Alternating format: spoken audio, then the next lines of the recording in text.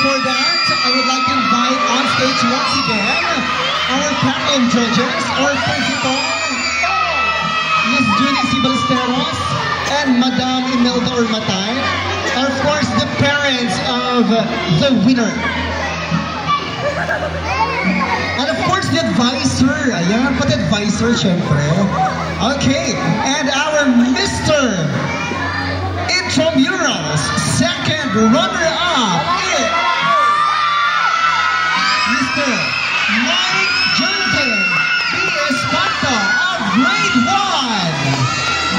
Mike Jervin. Of course, the advisor, Madam Melanie Gaceta. Teacher 5.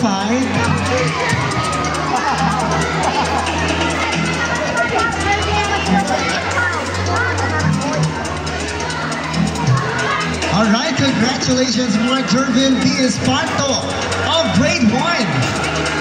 And of course, the parent. Asan po yung parent ni Mike Jervin? Ayan!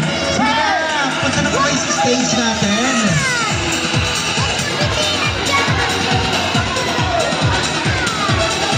Okay, congratulations to our second runner-up, Mike Jervin B. Espanto, Grade 1. Next we have, please join him, candidate number 1, Gina Claire B. Arcabal, our Miss Intramurals second runner-up. I would like to invite on stage the parents. Parent po ng grade 6, and then advisor, Sir Jerome, asan ka po?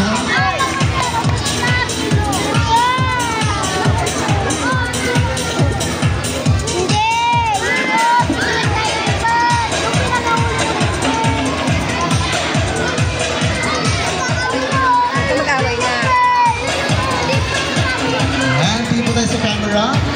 Ayan, feeling ko, parating ng panahon na ilalaban na tayo sa Miss Mala City. Diba? May representative ng Barangay Gata. Next, first, congratulations to our first runners-up, Mike Jervin B. Espanto and Gina Claire B. Arcabal. Next, we have our this year's first runners-up. Our first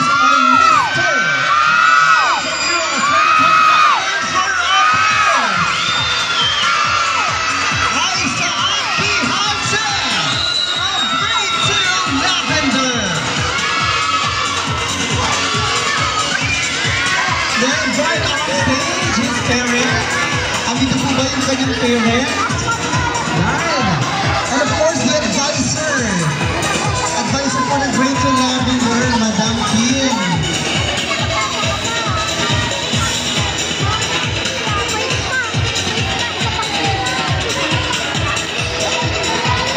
Congratulations, and please join him.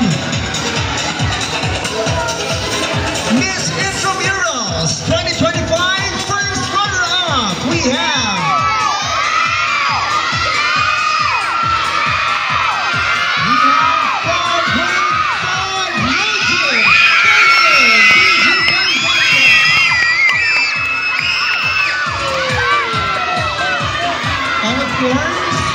the parents and advisor of Raven Caitlin.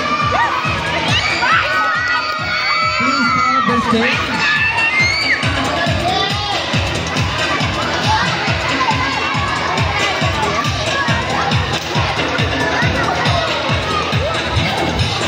Congratulations, you're the first runners-up.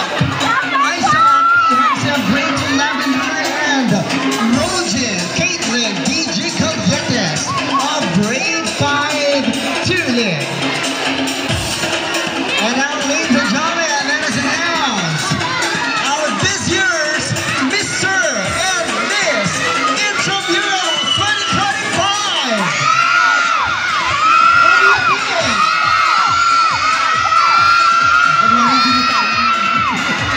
Our Mr. Intramurals 2025 is from Grade 6, Ronald Glenn G.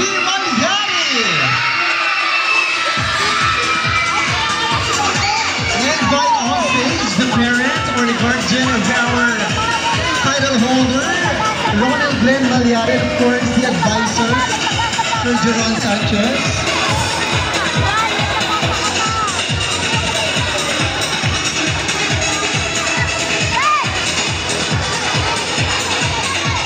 There you have it. Congratulations. Next we have, hanapin na natin ang kanyang pair. Ladies and gentlemen, our Miss Intramural 2025!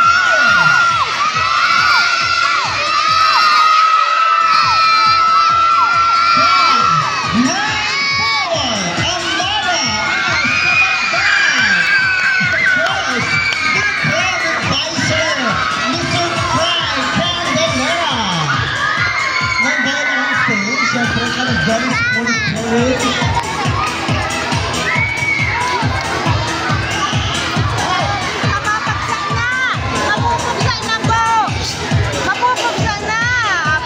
Once again, congratulations to our Mr. and Miss Intramurals